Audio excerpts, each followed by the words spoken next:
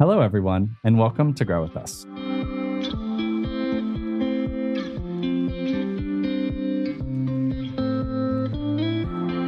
My name is Evan Barton, and I'm your host who helps create conversations with the innovators and leaders of a growing tech center in Tulsa, Oklahoma.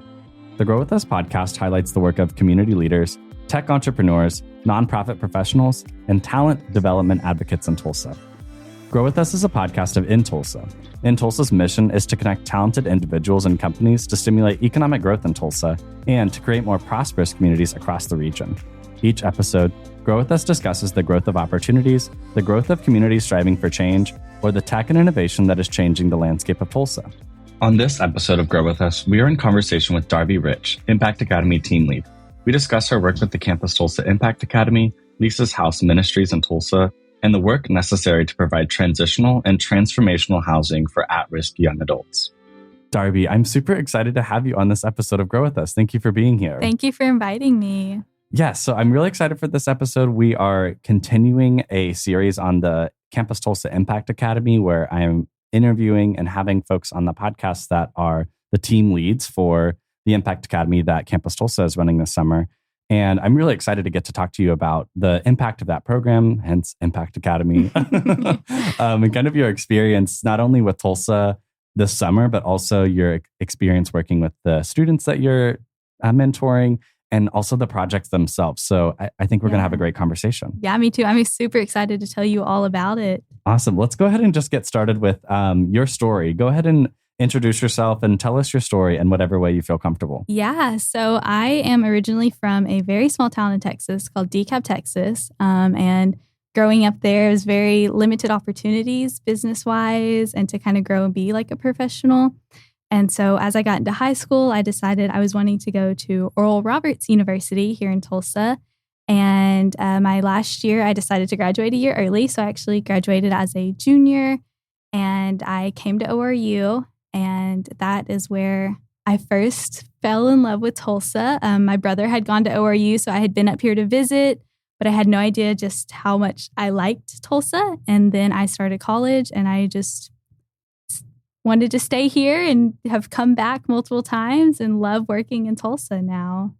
That's awesome. ORU is also where my dad went to undergrad too. So wow. I have a little bit of family history there as well.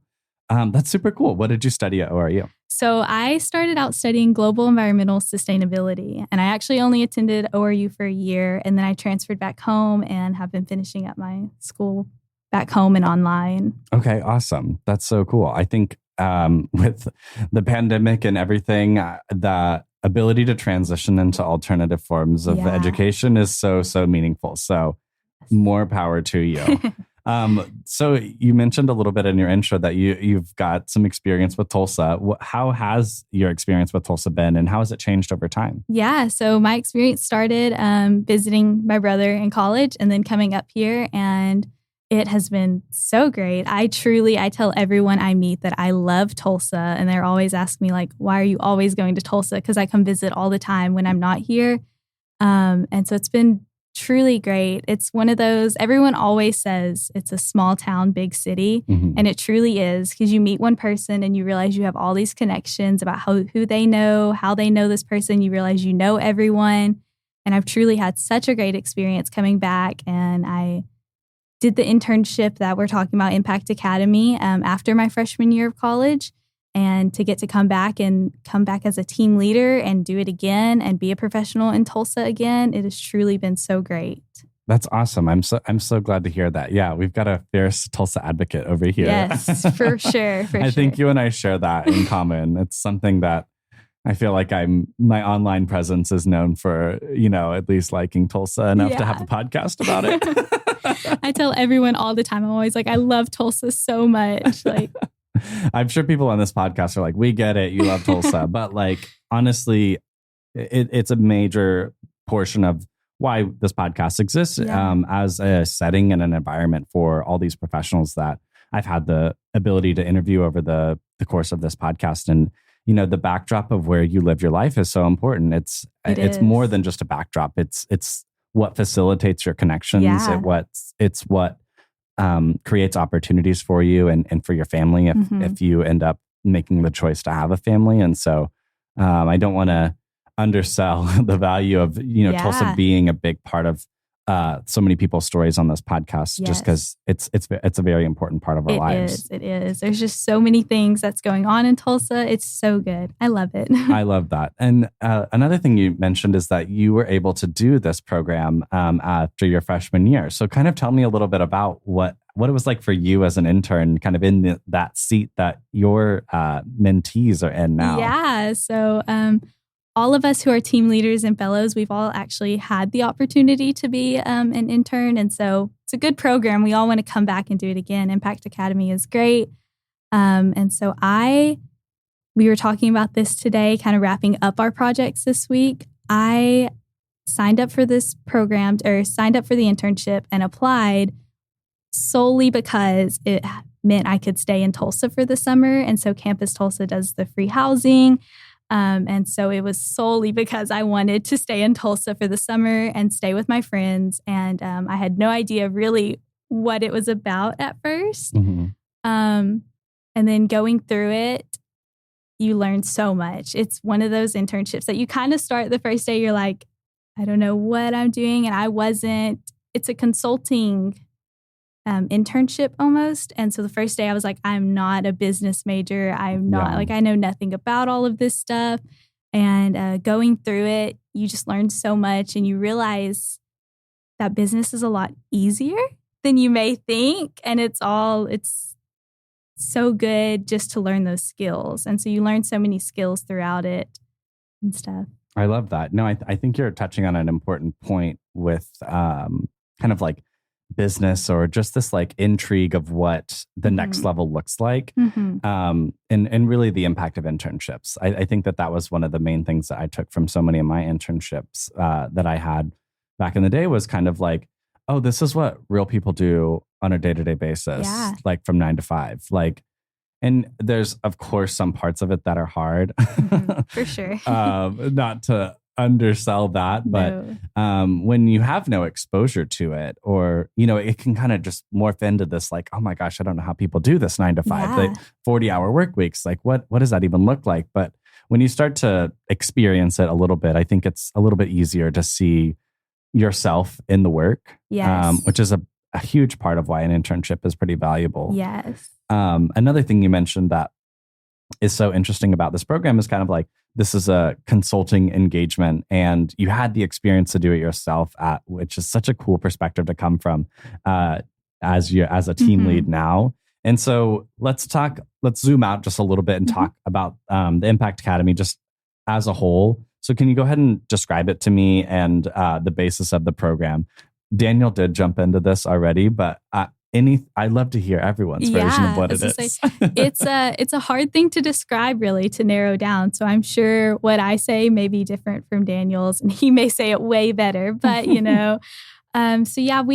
help nonprofit organizations. We come at them kind of like consultants, and so our interns, they've been given these problems that these nonprofits are facing, and over the course of the summer, they are solving these problems for these organizations, and so.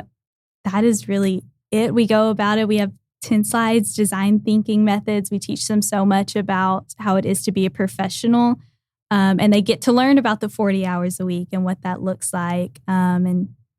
We just help these nonprofit organizations within Tulsa grow to truly impact the community. Yeah, I think a big part of why impact is a part of like the word that the program has in it and everything is that from a freshman year perspective, I think in the business world, as I've come to learn, like there are not a lot of opportunities for freshmen to have an internship program, which I find interesting. I don't know I'm going to ask you, why do you think that is?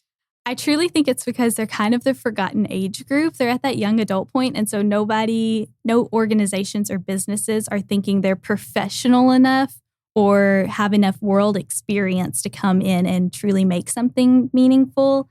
And so it's really special to get to be a part of an organization that is focusing on younger college students to make them professional so that when they do get those older internships as juniors or seniors, they're going to be at an even higher level than those who don't have the experience. Absolutely. I think that's a good selling point, and we're gonna keep that soundbite and tell everyone start freshman internships, because I think you're so right on with just this point that it's a little bit forgotten, and there's just this expectation of like, oh, well, what value can someone that doesn't have the skills that we're looking for provide? And I think giving them the opportunity to prove that without any expectations. I mean, that's not to say that Impact Academy doesn't have expectations. I think the expectations are that you're a hardworking student and you're curious and you're willing to make mistakes and also learn from them. Any place can do that in a lot of ways. So listen here, companies. That is a big point in Impact Academy, is we stress that so much, is like, don't be afraid to fail. You have me and Daniel are two examples. We're team leaders, so we're there to support our team. And then we also have fellows above us who are there to support us. And so and then we have staff above the fellows who are supporting. And so there's so many different tiers to it. And so we're truly able to take these freshman college students or sophomores that don't have the experience, and as long as they come in with an open mindset, we can shape and mold them, and we truly help them, and we're there to support them every single day, and we truly help them to be as professional as they can by the end of the summer.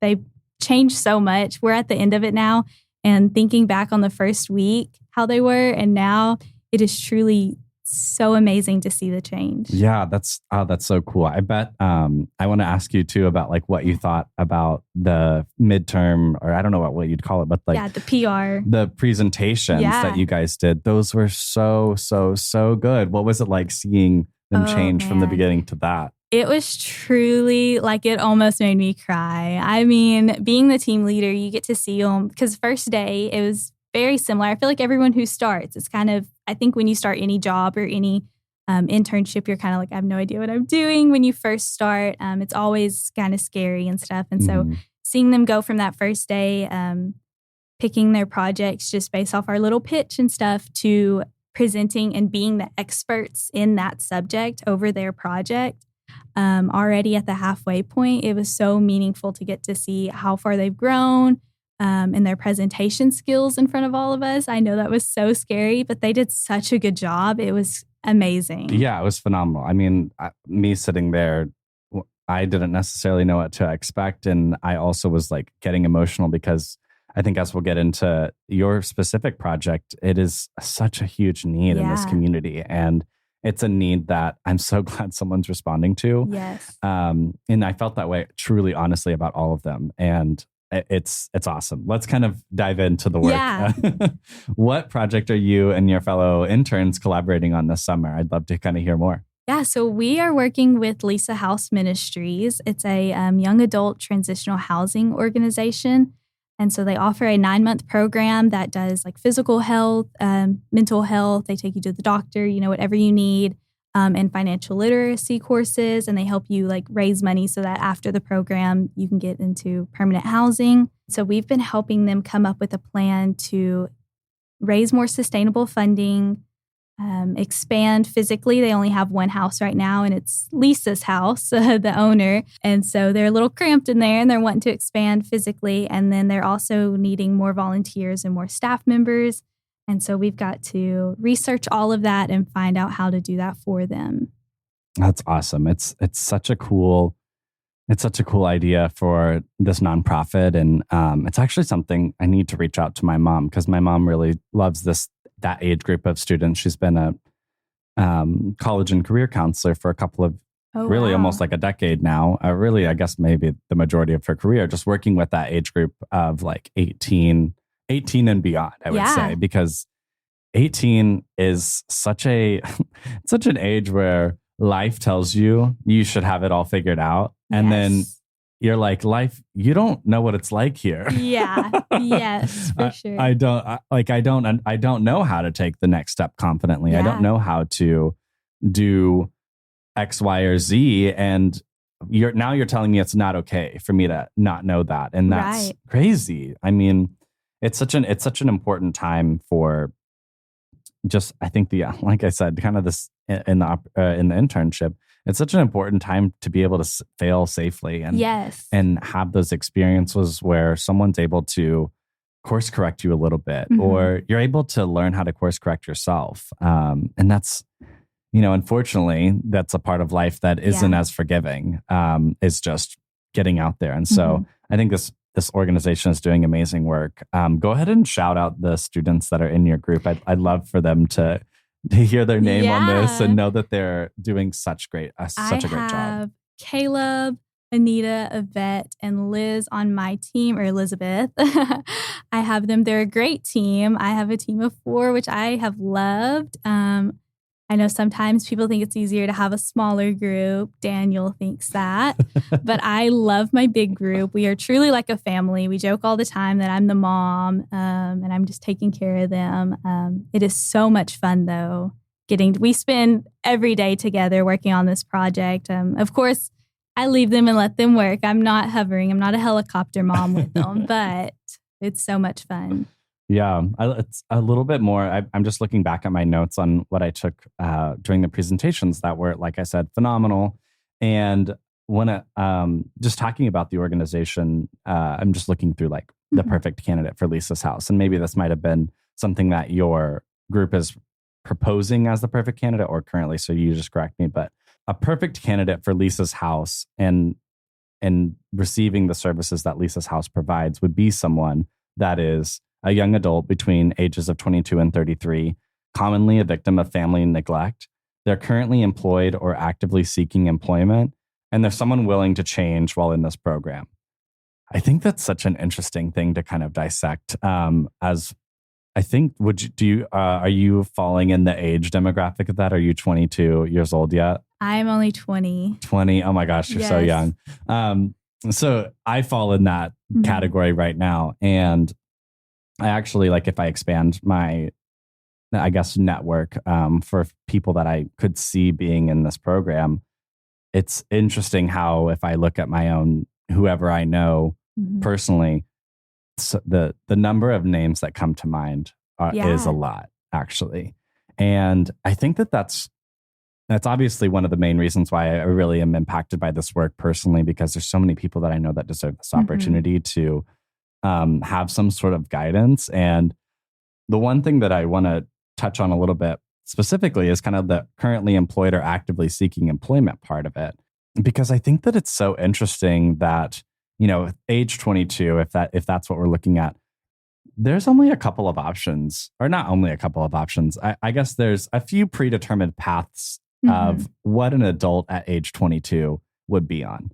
And let's kind of dive into those a little bit, if you don't mind indulging me. So there's someone that is 22, graduated from college, they have a degree, and they're like, what do I do now? Yeah. I guess there's two versions of that. It's like they graduated and they know what they want to do, or they graduated and they don't know what they want to do. I fall into the latter, did not know what I wanted to do after I graduated college. So that feels, I can so relate to what that feeling was like. But there's also this, I want to say, probably more commonly held perspective or place that people are coming from where college might not have been an option for them. Yeah. And they started working age 18, 19, and maybe it's been at the same place for that amount of time, 4 years or so. And maybe it's, hopping around a couple of places. Maybe there's this third option too, where work was not necessarily a priority for them, or didn't need to be a priority because family was able to support them in that way. And so I guess kind of what I'm getting at here is like all three of those different pathways that I've kind of just laid out feel there's like, I know that maybe a unifying feeling between them, reaching age 22 and there being these expectations of what you're supposed to be or what you could be.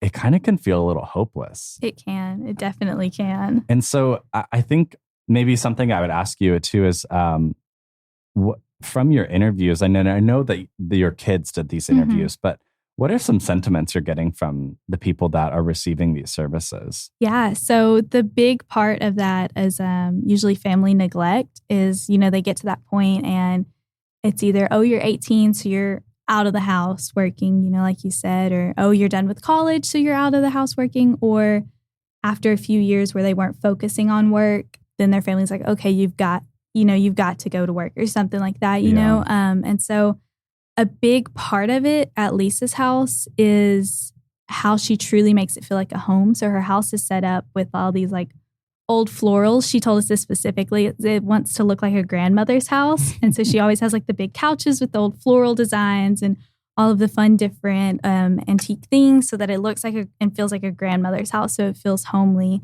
And so she's always kind of like the mother figure in the house. And so that is truly what sets Lisa's house apart, is that they are getting that family feeling of like, it's okay, you don't know what you want to do. Like, here, we're going to work and figure out where you can go from here. And we're going to work to get you on the right track.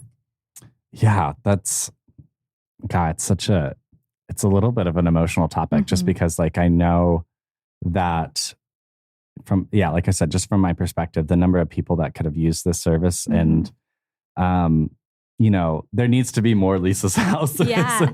Or I'm just imagining this like ideal world where everyone had the opportunity to do something like this and have this exploratory time that's not defined by, oh, you should be at this level or you should be achieving X, Y, and Z. It hurts me that we do that to each other in the systems. And so how do we support the people that aren't there yet is so important to me. And so I'm really impacted by this work and I want to continue finding ways to support it. So kind of through this work, I'm really curious about your perspective on, how has working on this project exposed you to new perspectives and problems in the city of Tulsa? Yeah. So coming in, just being a college student and just doing like the internship, I guess I've only seen like the business side of Tulsa and how like innovative and growing it constantly is. But I never really got to see like the homeless side of Tulsa. I never truly got to see deeper, kind of at a deeper level, what Tulsa was going through. And so within this project, I've got to learn so much about the homeless population and the at-risk population of young adults and everything, and seeing truly how many there are that are going through situations like this. And so it's really changed my perspective to just see how much work there still is to be done in Tulsa. And that even though I love Tulsa and it is great, and I know there's so many good things going on, like it's not perfect and there are things that need to be done to help the homeless population and the at-risk population within Tulsa. Absolutely. This like something that has been kind of like a theme in my life recently is like this ability to hold multiple truths. I think the perspective I've been coming from with that is like, or at least like trying to understand that about myself, is that like it can be going through something and it doesn't mean specifically this and it doesn't mean specifically that. It can be elements of both. And I think that's exactly what you're hitting at with kind of this perspective on Tulsa, because I think in a lot of ways, like we talk about on this podcast, like the good parts about Tulsa and the ability for opportunity to thrive here. And I think that it's leaving out this whole population of people that these opportunities don't exist for. Yeah. And that is a tough place to sit at. When I specifically value things like accessibility, when I value the creation of opportunity for all, regardless of, sexual orientation, race, all of these, religion, all of these things, I truly do believe in like the equality and equity for all people. And yet there is socioeconomic implications to the opportunities that we talk about. And we're talking about a population of folks that are obviously on the lowest end of socioeconomic status that you can have, which is that you don't even have a place to reside. Yeah. And I think I've never really talked about this on the podcast before, but the space that we occupy in our office and where we are approximated in this community. And hopefully this isn't doxing in Tulsa, but we operate out of a building in the Arts District downtown that neighbors this big population of day centers. And it's actually coincidentally close to the jail, the Tulsa County Jail, and a bail bond service. Yeah. And, great community partners like Iron Gate that serve this population of homeless folks or houseless folks. And we are, in essence, exposed to it on a daily basis. We are. Yeah. That is another thing that has changed a little bit about my experience is not being in like the nicer parts of Tulsa necessarily. Like we see it every day going to our work. We're walking right by it. And so it's truly not just within my project, but it's where we're located and stuff. Like it's constantly, I've been thinking about it a lot. It's so interesting because I think that I have been exposed to so many different perspectives on like how the rate of houselessness is rising in Tulsa. And it's because of this factor and like the housing market increasing or or inflation.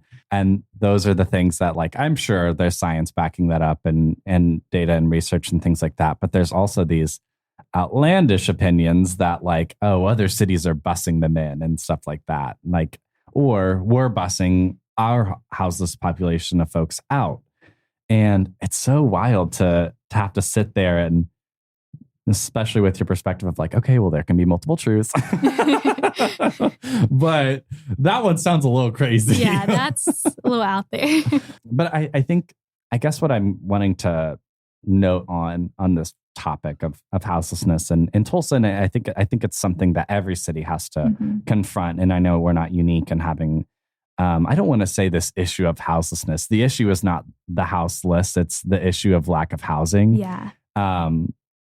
And the lack of opportunities to uplift that community. And I really do think that what Lisa's House is doing and other organizations like it are providing a way for that to not be the end of the only opportunity you have is to live houseless for the rest of your life. Being provided with these resources like mentorship, maybe mental health resources, and a safe space, it's so meaningful and can be life-changing. Yeah. I will say one of the best parts about learning about Lisa's House is that we've also got to benchmark and go interview other similar organizations within Tulsa. And so it's been really impactful to see what is being done to help this and to help these people. Absolutely. And I just want to encourage anyone listening that if this is something that you are passionate about, there is lots of opportunities to get involved. And I'm sure both Darbee and I would love to talk to you about them as well. And all of your students that are working with you. They've now become the experts on this type of resource here in Tulsa. So they are. That's super exciting. And I guess one last thing is that, this is a sensitive topic in a lot of ways. And some people could see it as political as well, because it's people and the way that they are operating within a city. But I think that the one thing that I want to encourage anyone listening to approach this topic with is just empathy and understanding. And especially if you're having interactions with houseless folks, it's something that we've had to be trained in as a part of like our building is to, know that on the way from the parking lot to the office, you might have an interaction. And, as recent as last week, we had like an announcement sent out on our Slack that was like, there is a person that is approaching people and making them feel uncomfortable and having multiple interactions with people. And this is the best way to like interact with or deal with that or process that. It's hold space for each other and also hold space for the people that are experiencing this. I think that it's such a dehumanizing experience sometimes that these houseless folks have. And the last thing that I personally want to do is increase that feeling for them. Yeah. And I just think that's an important thing to say on the topic. Yeah, absolutely. Whew, let's take a break. Take a breath. Wrapping up this discussion, I'd love to kind of talk a little bit about what we see coming from this work. There's so much awesome stuff that your students and you all have collaborated to come up with a suggestion for Lisa's house and how it should continue. But what would you like to see come from this work, and what would be the impact of its actualization in Tulsa? Yeah, so I would love to see kind of the plan we've created play out. Even if it's not exactly what we've planned, we do come up with a plan for them. But it would be wonderful to see everything happen. And it includes expanding to new houses and physical space so that they can take in more people. And so it would truly just have an impact to be able to take in as many people as possible. And we kind of create them up with a plan to expand for the next so many years, but then it's also a plan that they can use truly for as long as they want to just continue expanding and expanding. And so it'd be wonderful to see them, one day have like 10 houses, helping so many people.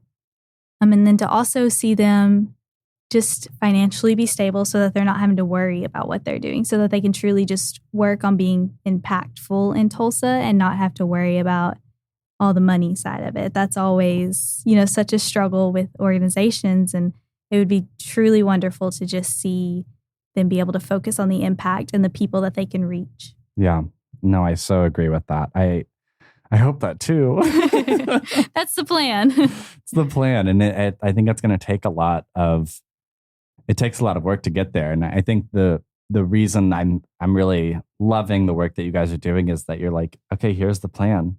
Yeah. We did the work and we think that this is a way that you can do it. And of course, it's up to the organizations on whether or not they heed all the advice or take every suggestion in the way that it was intended or modify or whatever. But you are at least providing them with that opportunity to make that decision themselves and craft it into their own vision, which I think is really an important service to provide for folks like in the nonprofit sector that are always strapped for time, always strapped for effort and thought partnership. And so for you all to be able to provide that to them is, I think, truly life-changing, not only to the people that the organization seeks to serve, but also the people that are in that organization. So I'm giving you a big thank you.